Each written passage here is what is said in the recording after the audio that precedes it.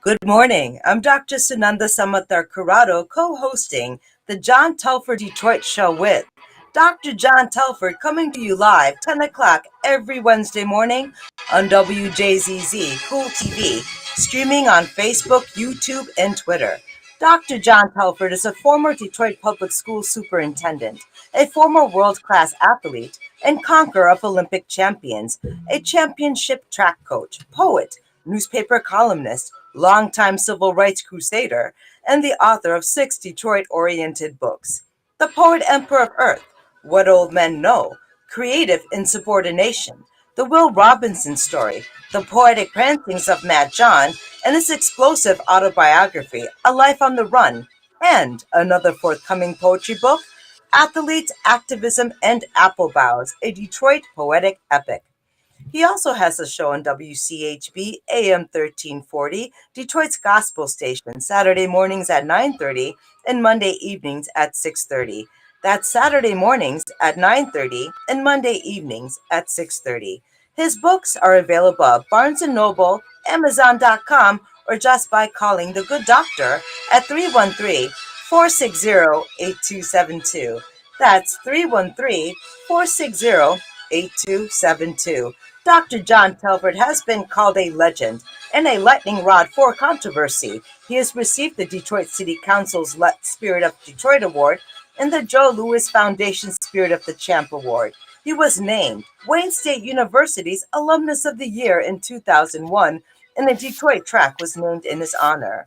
His email is drjohntelfordedd@aol.com. That's drjohntelfordedd@aol.com. Now, without further ado, I present to you that crusading old native Detroiter, Dr. John Telford. Thank you, Dr. Sunanda Curado, that PhD from Columbia University, who is an anthropologist by training. Dr. Curado has been teaching at Wayne County Community College District for over 10 years. Looks like she's 17, so I don't know how she's been teaching that long, but she is currently a researcher for the Detroit Equity Action Lab that's housed in the Wayne State University Law School, by the way, and she is founder and CEO of Education by Design. My name is Detroit. I'm a blue-collar town. Blue salt melts my mid-March snow. Speedy cars and sprinters spring from me. I father fierce fighters and funky music. In a Motown moment, I can spit the blues right back in a bureaucrat's eye. Have you never seen blue salt? No complex chemistry here, only the old color of a new sky. And there's a new sky dawning over Detroit today because we have Dr. Ida Short in the studio with us. And we're also going to be interviewing Dr. Charlene Austin. And we are also going to be hearing from Dr. Ronald Stevens, who's a professor at Purdue University. In fact, I would love to have Dr. Stevens meet Blaine Smith, my buddy Blaine Smith, who's the greatest linebacker ever came out of the University of Purdue, played for 3 NFL teams, All-American Just at to Purdue. have an absolute treat to have such an amazing intellectual community bringing Idlewild back, not just to its former glory, but to the glory of our future. And I thank you all for joining us today and talking about Idlewild. Thank you. And that's what we're going to be talking about today. But I'm going to say this first. You know, the Russians would already have been in Kyiv if Putin's toady Trump were still in office. We all stand or fall with the courageous freedom fighter of the Ukraine. All of those freedom fighters, not only their president, but the whole bunch of them. And Putin is the world's new Hitler. And I'm not going to go into that in any more depth right now because I want to concentrate on what's happening at Idlewild. But we must not miss the fact that we are all Ukrainians now, and we have to stand beside them and pull for them. Another thing I got to say, last Saturday I was at the Wayne State University Athletic Hall of Fame dinner, so I couldn't do some of the other things I was supposed to do that day, but I never missed that dinner because I'm the last living Hall of Famer, and they always introduce me first for that reason. I'm 86 now, and I was introduced in 1970. I was 1978 inductee, and I was an All American and world rank.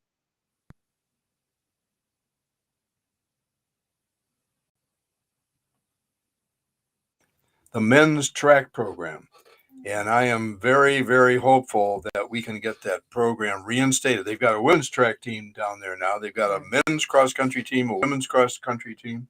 They had to meet some of the Title IX requirements, but we've got to get that men's track team back because that was their parade sport. I was on a relay team with Bullet Billy Smith and Cliff Hadley, Ralph Carter, who was the Marine Corps quarter mile champion. I mean, we were beating Michigan State at the Penn relays and the Ohio relays, Little Wayne and the relays. And Lorenzo Wright, attended that school, the Olympian Lorenzo Wright. We got to get that track program back. Wayne State had some of the fastest men in the world. That's right. That's right. There were several of us who and were, how much we don't know about it. Yeah, well, one of these days I'm going to do a whole show on that. In fact, I'll bring some of those guys in. A couple of my old teammates are still alive. Al Tellis and Dr. Ronald Turner. But anyway, we have Dr. Rita Short in the studio today. We have Dr. Charlene Austin, who is on a form of Zoom. I don't know exactly what they call it, but we've got her. Yes. I'm tuning in from Flint. And we've got Ronald Stevens here, all the way from Lafayette, Indiana, who's going to be calling in. So, yes, author of Rise and Decline and Rebirth of an African American Resort Town. Yes. That's right. So Dr. Short and Dr. Austin and Dr. Stevens, when you call in, welcome to the John Telford Detroit Show. Thank you. Thank you for having us. We're so happy to be here this morning and look forward to all the questions that you have and explaining what the work that we're doing in Idlewild and the benefit that this work will have for the community and the future. Well, I've got friends, who had resorts, cottages at Idlewild. Matter of fact, Dr. Betty Hines, if you remember Betty, she was principal of Southwestern. She and her husband had a cottage there. So I'm going to ask this question, for the benefit of our listeners on WJZZ. What is Idlewild?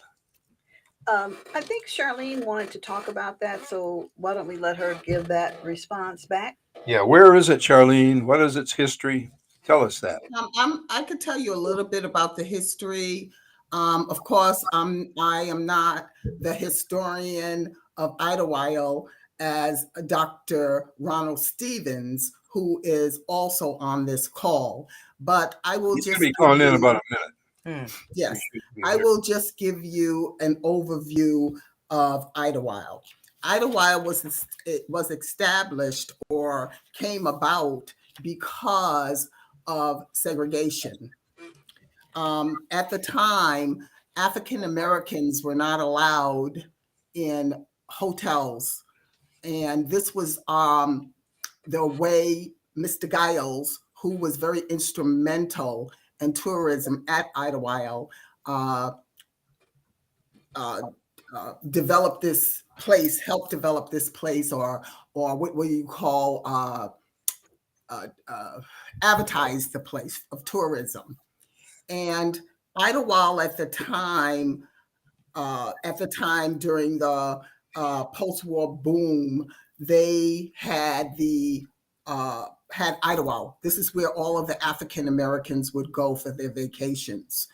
And this was a place where you saw the growth of Black-owned businesses. By 1959, there were 3 hotels, there were 40 motels, 50 rental cottages, 3 bars and taverns, 5 service stations, 6 grocery stores, 7 variety stores, 8 restaurants, and 2 nightclubs, and at least 2 after-hour spots.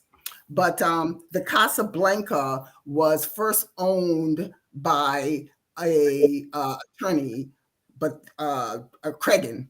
His name was Caigen, and it was sold to Mr. Combs, and he was a contractor. Both of those males, both of those owners were from the Caribbean. And the Hotel Casablanca did provide private suites for its people, and it was open all year round. And it was known for courtesy and efficiency. And it was 3 floors. It had a basement and 3 floors. And the rooms really did provide comfort, and it felt like a homey atmosphere for everyone. But this guy Giles, was a visionary, and this is something that he advertised. And at one time, the Casablanca, which was built in 1949, and they didn't start occupancy until 1950. And at the time, through the summer, you paid $7 per person per day to stay at that hotel. They had shared bathrooms, and there was times when they would turn away thousands of people, because you can have about 25,000 people in Idlewild at one time during that time. That's how rich the community was, rich in culture and everything that the community of Idlewild was. So this is kind of in the historical context of a lot of rich middle-class African communities that have been destroyed. Like we talk about Tulsa, Yes, but we don't talk about Idlewild the same way, because it didn't have that same kind of violent end to it, right? No, Right. you're correct. Could you tell us kind of like some of because there have been movies made about Idlewild, young people have seen those movies, but how can they connect that to the history of struggle that we're talking about? Before she answers that, I want to hold for the commercial, but I think, do we have? It's going to be in 3 minutes. Do we have Dr. Ronald Stevens calling in now? Dr. Stevens, you do? Yeah, yes. I would like to ask Dr. Stevens some of these same questions about. Oh, exactly. Yeah, he's written a book on the history of Idlewild, and here's the book. Yes. Some of the questions that we've been asking, I think we need to pose to Dr. Stevens. Could you tell us a little bit about the history of Idlewild? Idlewild was founded in 1912 by white land investors out of Chicago and White Cloud, Michigan. It held its first excursion of African American professionals in 1915. Among that group was Dr. Daniel Hale Williams. By 1920, Idlewild had been popularly advertised in the Black press, particularly in the Chicago Defender. Ads had been in the Defender and the Pittsburgh Courier and a few other newspapers advertising lots for sales. Dr. W.E.B. Du Bois had traveled to Idlewild in 1920, I believe. By 1921, he published an essay about that visit in the Crisis magazine. Prior to that, I think a year before the death of Madam C.J. Walker, she had traveled to Idlewild, I believe, in 1918, 1917. I'm not looking at the specific dates. But by that time, Idlewild had been popularly known throughout Black America. The first site of Idlewild, the original site, was the island. The lake that we know today as Idlewild Lake was called Crook Lake. And the Idlewild Resort Company had built that up, but by 1921, they turned that over to Dr. Daniel Hale Williams and his group, the Idlewild Improvement Association. And the Idlewild Resort Company began to develop other subdivisions in Idlewild. The only divisions that had been established prior to that was the island and Paradise Gardens. But what the Idlewild Resort Company did was they purchased land in what is now known as Idlewild Terrace. Uh, about the same time, Reverend H. Franklin Bray of Tabernacle Church had purchased land in what we know today as Idlewild Heights. Mm. So throughout after the stock market crash in 29, and we encountered the Great Depression during the early part of the 1930s. People were still visiting Idlewild. It was the kind of vacation where most families that had two households, two incomes, people stayed in Idlewild throughout the entire summer. Mostly husbands visited, when they had time off of work or on weekends. So there was a lot of development. That era, of course, was happening at the same time as the new Negro Movement, which was making its way throughout the Midwest. And by the time of the Second World War,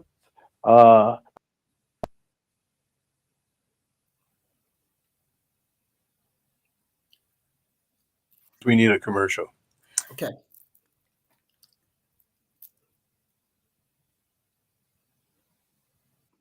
And other top social media platforms.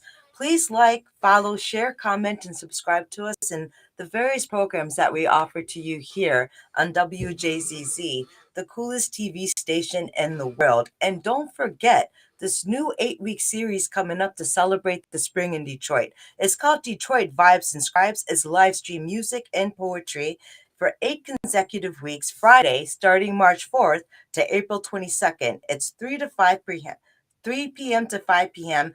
at the Hannon Center, which I believe is on Woodward, right? Mm-hmm. And it's a free event. It's limited seating, so please get some tickets on Eventbrite. Amazing poets and artists coming through all the time in this amazing city. Please join us. Thank you. Okay, we've been listening to Dr. Ronald Stevens and Dr. Charlene Austin. Dr. Stevens has written a book about the history of Idlewild. So, Dr. Stevens, you were saying before the commercial. Hello, Dr. Stevens, are you still with us? So something might have happened with the phone call, but he was bringing us from the new Negro Movement into what happened into World War II. Yes. Can I say a little bit about the new Negro Movement? It's also known as the Harlem Renaissance. Yes. And this is Dr. yes. Ida Short speaking. And this now. is the movement that is focusing on the positives of African American life and culture. In Paradise Gardens, Dr. Braggs, a businessman out of Saginaw, who had been promoting shows in Saginaw at the Saginaw Auditorium, bringing in artists like Ike and Tina Turner, James Brown, Della Reese, like that. But he was able to lease the Paradise Club from Leela Wilson. And as such, without the skills and talents and that Mr. Braggs had, Idlewild probably would not have become as popular because he was bringing in top-notch entertainers of the day. And there are a number of them, but there are a number of them that have been mentioned in the press that, from my research, never did visit Idlewild. Wow.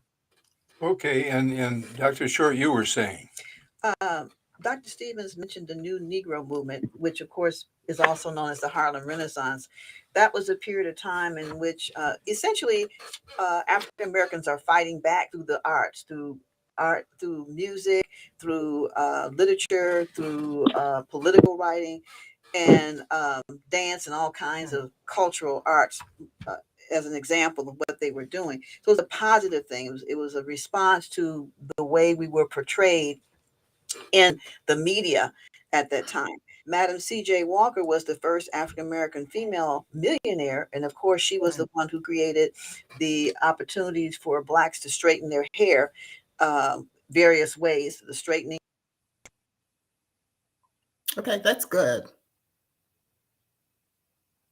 Point that out because some people we throw out the names because we know them, but a lot of people don't know the history and who these people are.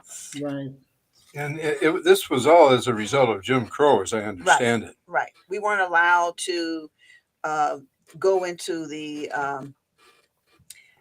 resorts that were available at the time. As a matter of fact, with the Casablanca Hotel that we're currently working on, it was a Green Book site. That Green Book was a place, was a document, a book that would allow African Americans to know where the safe places were to stay and eat across the country. Right. And, that leads me into the next question. And just to think that Idlewild was a site for the Harlem Renaissance, we never really think about it that way. Yeah. It was not only was it a site for the Harlem Renaissance, it was post Harlem Renaissance also because you had people like Aretha Franklin, you had other musicians who came and played or sung in Idlewild and stayed at the Casablanca Hotel. So, Dr. Stevens, would you like to tell them some of these folks about Casablanca? Yeah, that was my next question. What is the Casablanca Hotel? When was it built? How big is it? All of that good stuff. You there, Dr. Stevens? It was built in 1949. Dr. Stevens? It was built in 1949. I'll just fill in until he gets back on.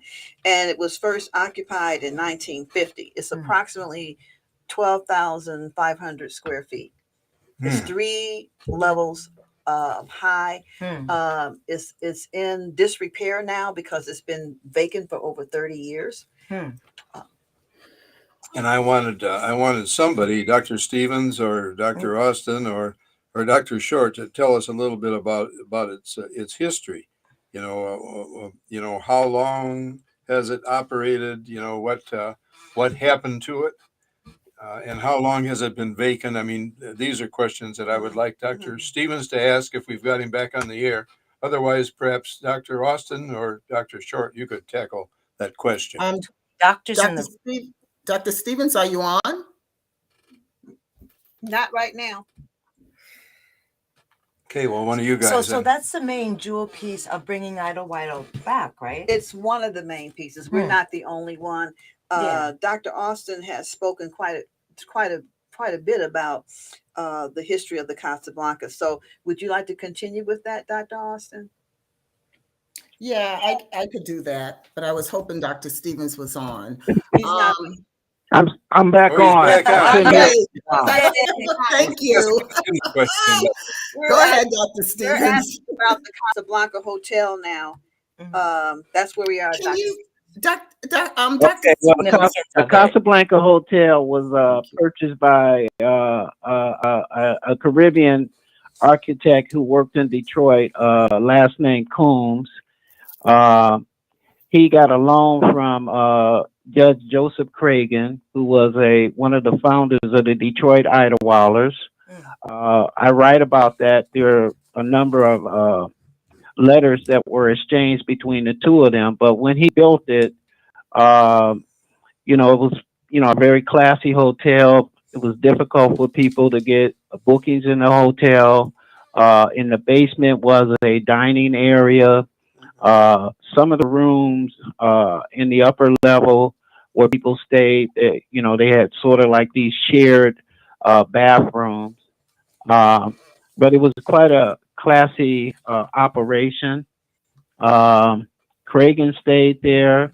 I believe one Michigan governor at one point stayed there. It was very inexpensive as we look at the cost of what it costs to stay at a hotel today. But the Casablanca Hotel also was advertised in the Green Book. It and the Giles Hotel. I should know too, before Victor Green published the Green Book in the 30s, Idlewild was already a popular vacation destination. Anything else you'd like to know about the Casablanca? What's the cultural significance of its restoration, right? It's not just about restoring the building. What would it be? What would the restoration bring back and to our kids in the future? There was a documentary done. What's the name of it? It was done. John Meeks and myself were interviewed. It was on not the History Channel, but the idea is that the Casablanca, because of its historic value, is one of the major. It and the Flamingo Club are probably the last standing truly historic sites that's still up and about right now. There was a report done during the Centennial Celebration in 2012 that indicated that structurally, the building is structurally sound, but there's a lot of work internally to be done. So it's considered a historic site?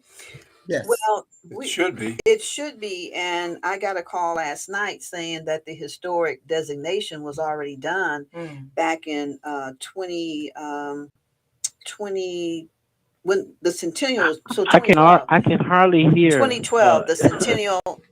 So I have to track that. I've been working with the Michigan Historical Commission, and I have to call them back to see if they can find the records in 2012 to see if it was. Oh yeah, I've been told I that know it was that. designated. I know that when Governor Jennifer Granholm was governor, Right. everything that was being done on Idlewild, including that report of the structure and the possibilities for the Casablanca, is published on the let's see, I think it's Michigan.com. It's like a series of articles and reports that should still be available. It's there's something called the Transformative Initiative. Okay. There probably is a historical marker there, I would imagine. No, we don't have the markers. So that's what I was saying. No. What happened is the community was in communication with with SHPO, which is the sort of historical preservation arm of the state of Michigan, and they voted on what markers will be laid for that year, and I believe there was a total of 8. And the markings, the unveiling of the markings was historic in and of itself, because it was the first time in the state of Michigan that so many markers had been unveiled. But the markers, there's a marker as you enter Idlewild on US 10 and Broadway Street. There's one in front of the Lot Owners Association. They've got some. Dr. Daniel Hale Williams' home. There's one in front of the Wilsons' home. Let's see what else. Oh, of course, the Flamingo Club on the island. Yeah. I believe those were the ones that were unveiled that day. What was the Casablanca scheduled to have a marker?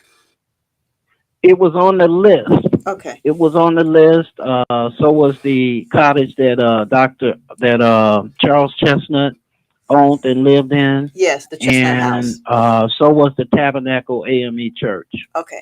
They were on the list, but they were not designated as priorities by those who was a part of the discourse with the state of Michigan.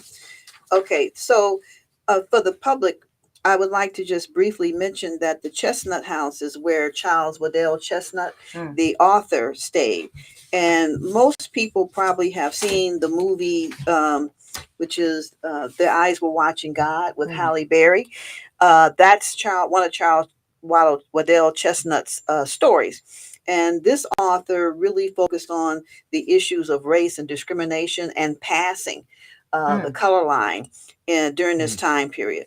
He's written several things, but the wife of his youth is one of them, another one, but probably one of the most important ones that he wrote would be Conjure Woman, and of course wife of his youth, and other stories of the color line that he did in 1899. But like I said, he really focused on passing, mixed race, and the issues of racial identity and discrimination. Okay, I would like to ask now if I could. Oh, wait, we need a commercial first, so we're commercial already. And you're watching the John Telford Detroit Show, coming to you live, streaming on Facebook, YouTube, Twitch, Twitter, and other top media platforms. And don't forget to pick up A Life on the Run, the explosive autobiography of Dr. John Telford, an experience in Metro Detroit school systems. And please don't forget to stop by in our 8-week celebration called Detroit Vibes and Scribes, live streaming music and poetry every Friday from March 4th to April 22nd, 3 to 5 p.m. at the Hannon Center, downtown Detroit on Woodward. It's a free event, but please do reserve your tickets on Eventbrite. Seating is limited. And please do subscribe, pass comments, and share your comments and thoughts with us and other programs available at WJZZ, the coolest station in the world. Okay, and we're speaking with Dr. Ida Short, Dr. Charlene Austin, and Dr. Ronald Stevens from Purdue University. And Dr. Short, of course, was on the Detroit Public Schools Board of Education, that good board back in 2012 that appointed me superintendent, before everything hit the and fan. Continues to be active. Ran for the last school board election as well. Absolutely. Which we also endorsed. And we got to get her on that board again. But anyway, I wanted to ask this question because it involves the motivation. You know, why are you restoring the Casablanca Hotel? You know, how does its history intersect with Michigan and U.S. history and culture? That's the question I would like to ask any of the three of you, whoever wishes to answer. Can we start? Charlene, would you like to No, start? you could go ahead and answer that question.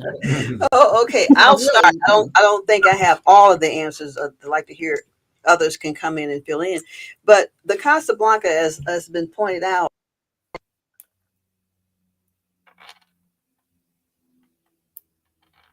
Detroit, Oh, yeah. stayed there. And of course, Aretha, a lot of the musicians from the past really stayed at this place. Now, why is it important in terms of cultural history? You have the writers that he pointed out, Charles Waddell Chestnut, W.E.B. Du Bois, who was not only a writer, but he was also a social activist. W.E.B. Du Bois is one of the co-founders of the NAACP, the National Association of Colored People. Right. And he remained an activist and a political thinker. So you have these people along with Zora Neale Hurston, who wrote Mules and Men. Zora Neale Hurston is among the first people who practiced and wrote about in her novels using anthropology, saving the culture of the people, particularly in the South. That's where she really focused on, and in Florida, in Eatonville, another Black community. So why is it important? Is because that history, if we don't keep it and pass it on to the future, it will be lost. And without your history, you have no root. You don't know what you're connected to. And so you'll connect to anything and everything that comes your way. It's like when I take my kids to Philly and they see the Liberty Bell, right? Idlewild was a place of intellectual ferment and creativity, and the transformation of America started from that place as well. Right. And I think people get that energy, that spiritual energy. It can't be translated over a radio show, but you go there, you feel the ancestors, you feel the spirits. And we're also talking about a rebirth. But before we get into the rebirth, Idlewild isn't abandoned. It's just the buildings, right? I know all kinds of African-American studies departments doing retreats. Idlewild is very, very much up and alive. Could you kind of describe the life in Idlewild right now? Because it's not an abandoned spot. We're just talking about getting some buildings renovated for the listeners who are not aware. You know, Idlewild is quite vibrant, right? Yes. Anybody can answer that. Any of the three of you. Well, right now, there are different groups doing different things. Except for the COVID, we've had to cut back on a lot of things that were going on. But there are different groups that are planning right now to bring back some of the musical festivals. Mr. Meeks, who we purchased the Casablanca from at a very reasonable price, we made a commitment to take care of the Casablanca Hotel. He used to have an all day program with just music and singers coming to Idlewild, and it was free. It was all day on a Saturday, running from like 10 o'clock in the morning to 8 or 9 o'clock at night. It was free to the public, and so those kinds of things are coming back now that the pandemic is over. We have had literary events in the past, like the Last Poets, who are some of the first so-called rappers that we have today. Yeah. And of course, they come out of the 70s. So work is still being done to have activities. They have the Juneteenth celebration. And for the people in the audience who may not know, Juneteenth is the last day that the last slaves were told that they were free. Because they didn't have Twitter, Facebook, and Right. all the No stuff that we real-time have now. Yeah. But so they were informed back in June 19th. And so I'll just give everybody else a chance to speak now. Well, I also want to ask this,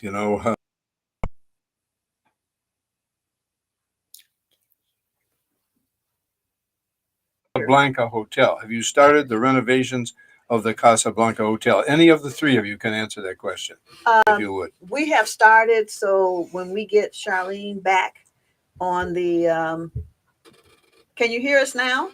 Yes, I can hear you now. What was the Charlene question? I'm sorry. is It kept going out. the person on our team. We have a three women team that's working on the Casablanca. We are the owners, and so Charlene right now is the person who's overseeing the renovations right now. So I'd like for her to kind of explain where we are and what we're doing and why. Well, right now, what's happening is that we're trying to ensure that the building is safe. The inside of the building was, because of the weather and because of the roofing and because of the decay, a lot of the interior of the building was compromised.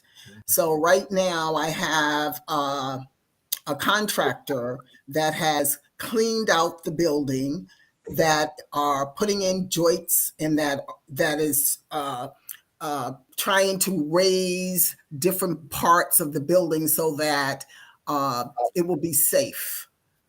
There were so many wooden beams or flooring that was destroyed. So we don't want to lose the historical part of inside of the building.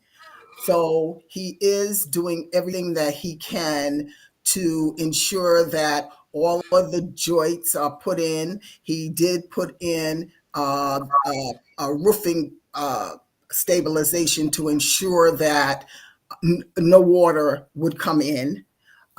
He's constantly working on that, and we do have some pictures, part of the renovation. And I don't know how long the renovation is going to take, because there is so much in the inside, like I said, where the integrity of the inside has been destroyed because of decay. Well, when you think about restoration of a building, and one typically only thinks about the building itself. But does restoration have other benefits? And so what are those other benefits of restoration? Well, I think one of the benefits of restoration is that you're bringing back the history that was there. You're bringing back what was a national treasure. That's what I call the Casablanca. It was a national treasure, and it's something that needs to be preserved. And I think that, renovating it is something that the younger generation can see. It's not just for our benefit, because we're nonprofit. It is for the benefit of our community, Idlewild, and it's also for the benefit of preserving our culture. Right. I'd like to add to that too. Can I add something? Oh yes, go on. Yes, go ahead.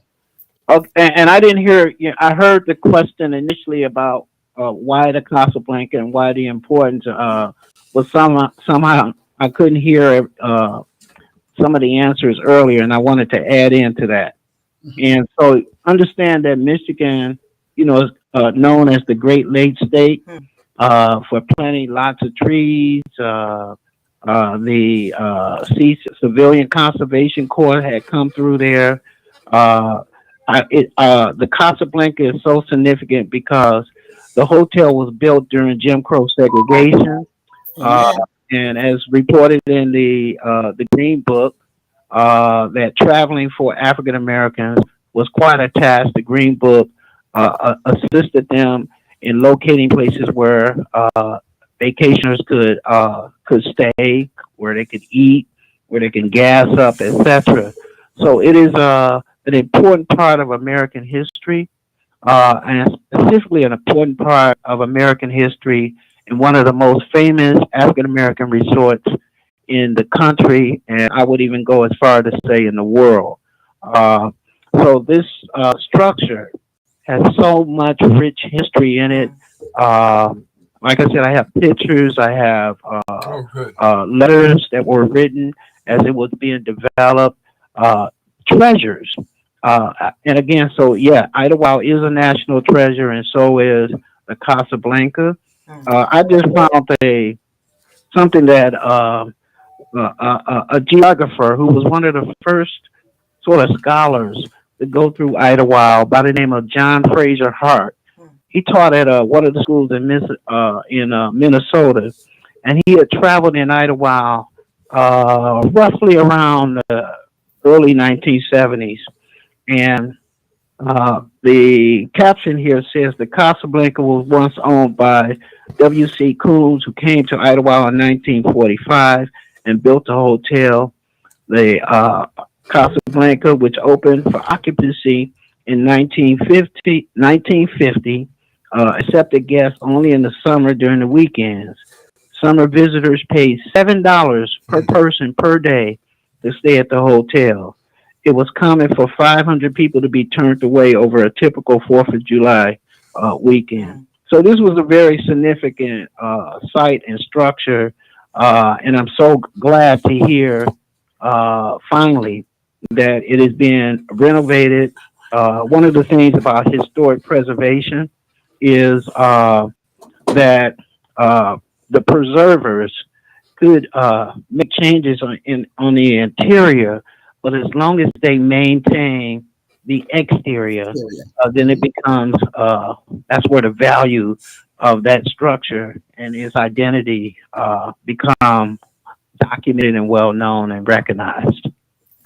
I'd like to add to that. When we think of why deal with preservation, why preserving this old building that's been abandoned for over 30 years, people typically think of preservation as just preserving a building or a site.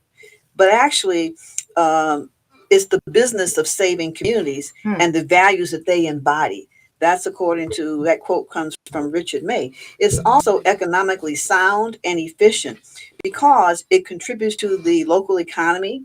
It saves the environment.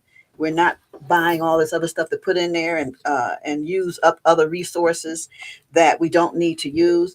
It preserves the history, the culture for future generations, and it contributes to the economics of the local community.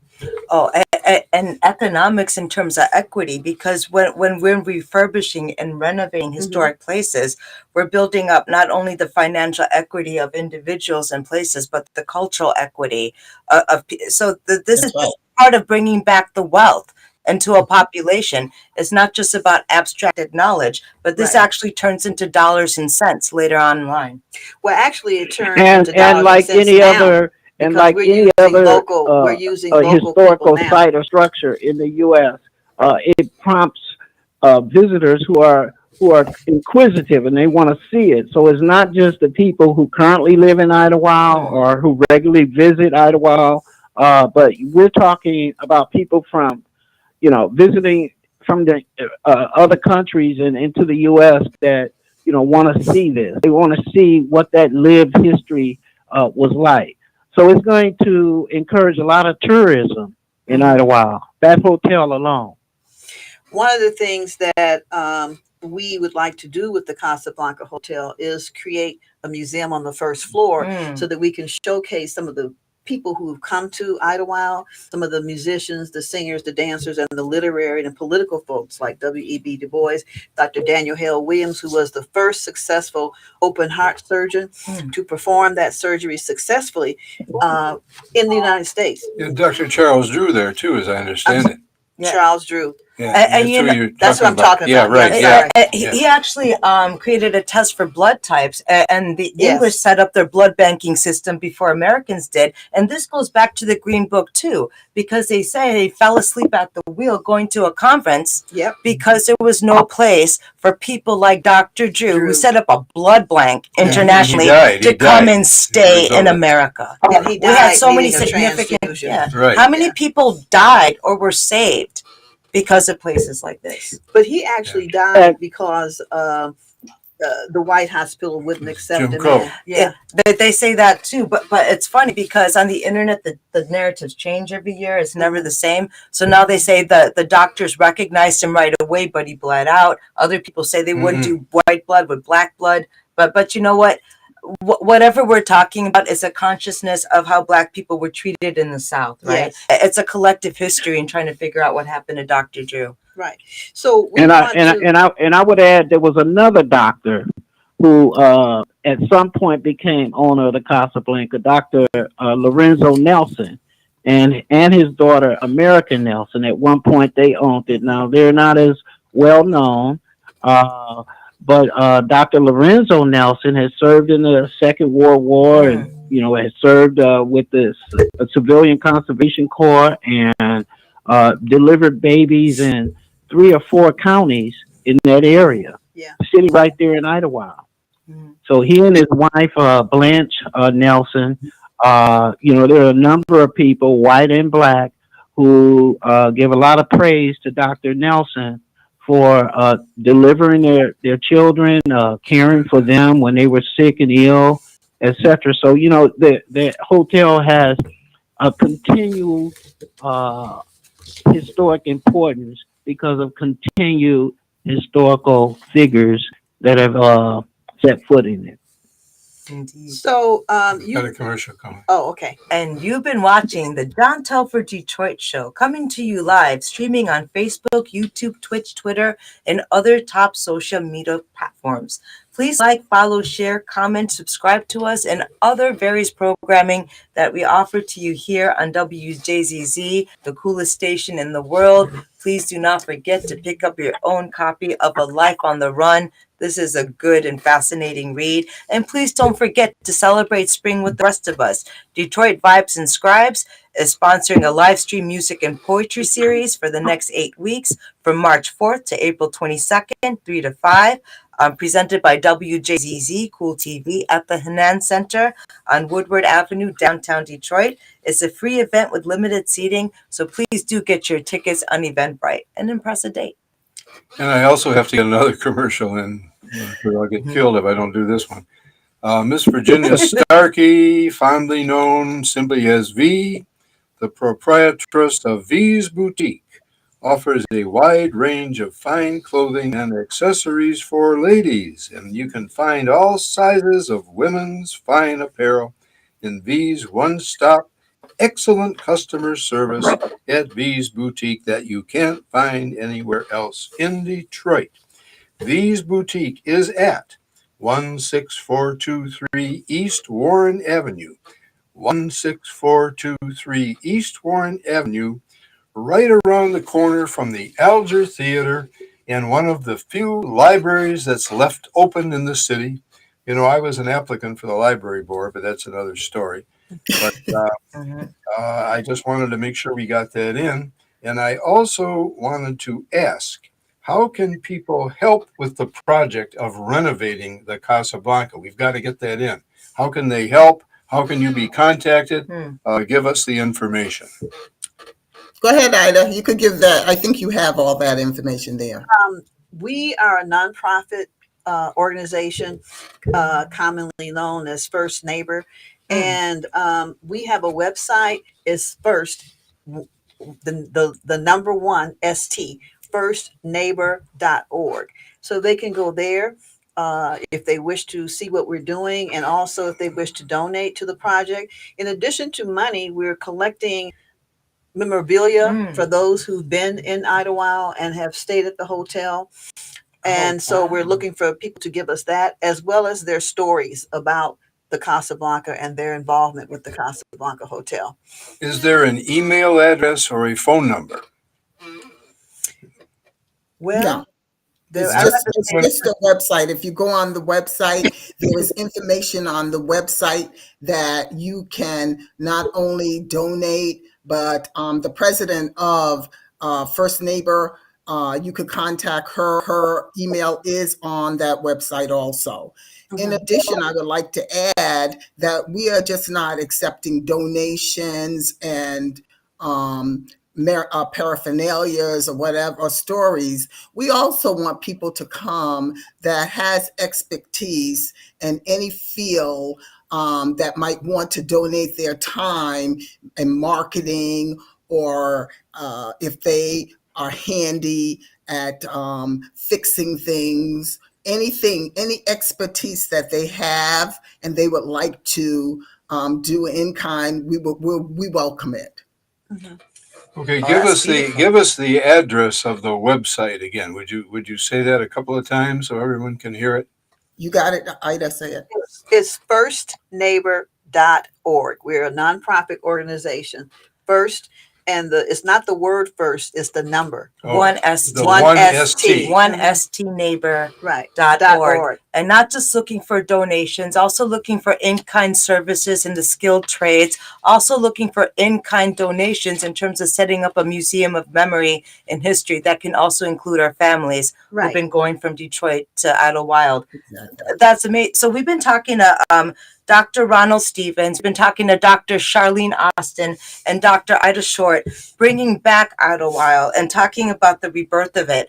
And we're about to close out. So I'm wondering, there's so many things to bring back in American history.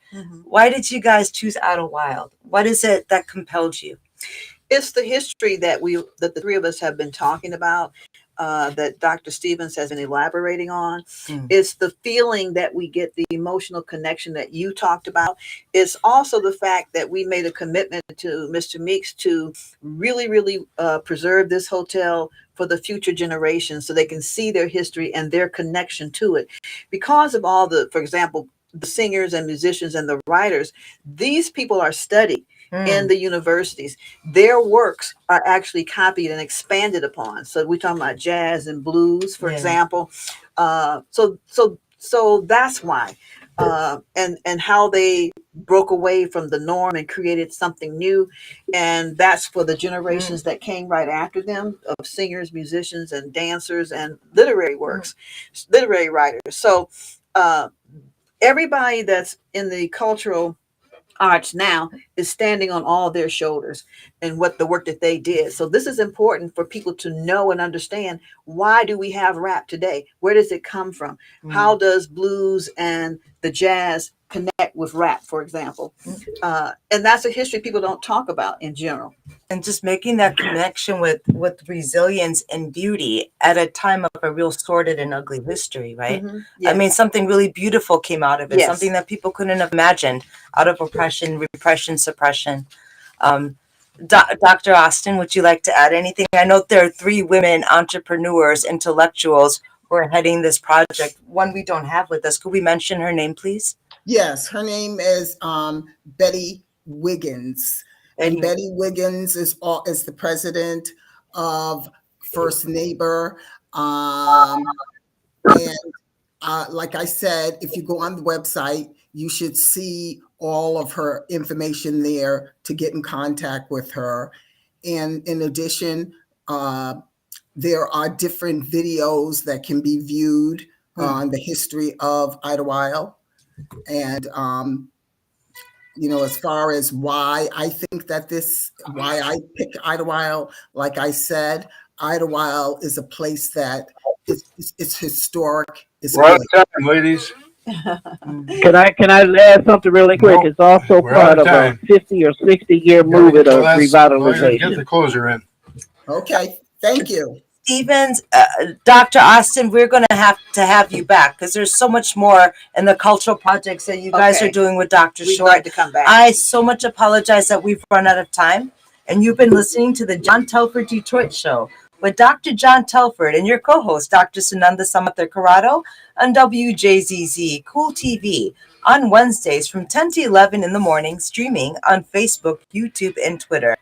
It was the late, great Dr. Wayne Dyer who said, Dr. John Telford has a warrior's heart and a poet's soul.